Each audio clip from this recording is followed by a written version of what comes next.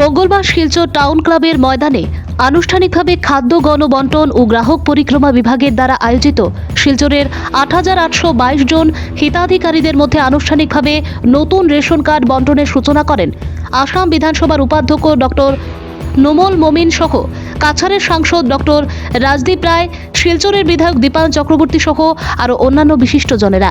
এরই সূত্রে বুধবার দুপুর থেকে শিলচর সুভাষনগরের অগ্রণী ক্লাবের ময়দানে শিলচরের বিধায়ক দীপায়ন চক্রবর্তীর বিশেষ তৎপরতায় 15টি কাউন্টার বানিয়ে এই রেশন কার্ডের হিতাধিকারীদের সুবিধার্থে বিজেপি দলের নেতাকর্মীদের সহযোগিতায় রেশন কার্ডগুলো বন্টন করা হয়।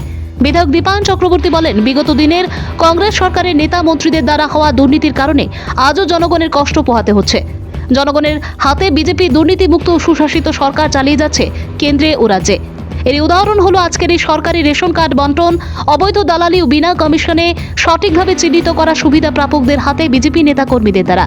সেদিনের রেশন কার্ড বন্টনের অনুষ্ঠানটি পরিচালনায় ছিলেন বিজেপি নিউ শিলচর মণ্ডলের সভাপতি দুলাল দাস এবং সহযোগিতায় ছিলেন প্রাক্তন পৌর কমিশনার গোপিকা দেব, কাছাড় জেলা মহিলা মোর্চা সভানেত্রী মিত্রা রায়, রীনা পাল, চামেলি পাল এবং শান্তনু রায়, সঞ্জয় রায়, শিলচর পৌরসভার বিধায়কের প্রতিনিধি দেবাশিস সোম, হীরক চৌধুরী, মাম্পি ভট্টাচার্য, হীরক দেবনাথ, সাগর দাস, সুমনা দাস, শাহিনা লস্কর, শৈলেশ দাস সহ আরও বিজেপি দলের নেতা কর্মীরা ছিলেন।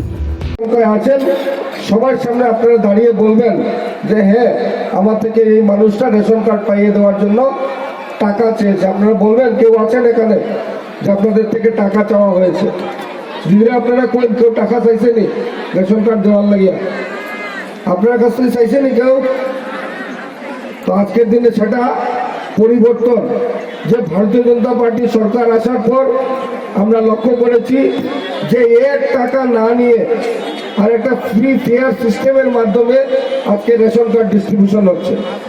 আর এখানে যারা দেখছেন অজস্র ভারতীয় জনতা পার্টির কর্মীবৃন্দরা, তারা সরকারি যারা অফিসার এখানে রেশন কার্ড ডিস্ট্রিবিউশন করবেন তাদেরকে সহায়তার হাত বাড়িয়ে দিয়েছেন, হেল্প ডেস্ক লাগিয়েছেন।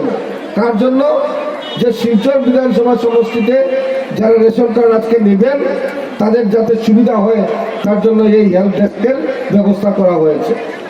আমরা আপনাদেরকে একটা কথাই বলতে চাই যে ভারতীয় জনতা পার্টির সরকার গরিবের সরকার, ভারতীয় জনতা পার্টির সরকার আজকে প্রতি ক্ষেত্রে চিন্তা করে এই দেশকে যাতে এগিয়ে নিয়ে যাওয়া যায় তার জন্য মোদিজির নেতৃত্বে এই সরকার চলছে। আর মোদিজির স্বপ্ন 2047-এর ভেতরে বান্ধব করেছেন গরিব শ্রেণীর